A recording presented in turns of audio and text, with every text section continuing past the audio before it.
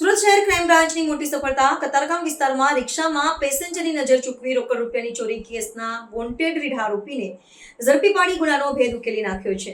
સુરત શહેરના હદ વિસ્તારમાં કોઈ અનિચ્છનીય ઘટના ન થાય તે હેતુથી સુરત શહેરમાં નોંધાયેલા ગુનામાં રીઢા વોન્ટેડ આરોપીઓને ઝડપથી ધરપકડ કરવા માટે સુરત શહેર ક્રાઇમ બ્રાન્ચની વિવિધ ટીમો ઉચ્ચ અધિકારીઓના માર્ગદર્શન હેઠળ કામગીરી કરી હતી. આ દરમિયાન પોલીસ અધિકારીઓને મળેલી માહિતીના આધારે ઉધના 3 રસ્તા નવા રોડ પરથી આરોપી અબ્દુલ જબ્બાર શેખની ધરપકડ કરવામાં આવી હતો. આરોપી કતારગામ પોલીસ સ્ટેશનમાં વોન્ટેડ હતો. હાલમાં ધરપકડ કરાયેલા આરોપી અને તેના સાથીઓ હમીદ આશિફ અને શરીફ ઉર્ફે અજ્જુએ રિક્ષા લઈને પોકેટમારીનો ગુનો કરવા નીકળેલા હતા.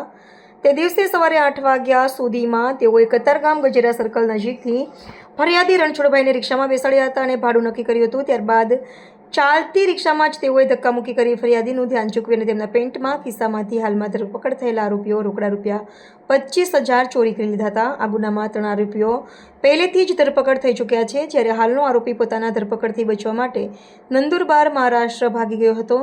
તે હાલમાં સુરત શહેરમાં આવ્યો હતો તેવી માહિતી મળતા જ ઉધના 3 રસ્તા પાસેથી ધરપકડ કરવામાં આવી છે. કેમેરામેન હકીમ શેખ સાથે વસીમ હાસમીનો રિપોર્ટ, આઝાદ ન્યૂઝ, સુરત.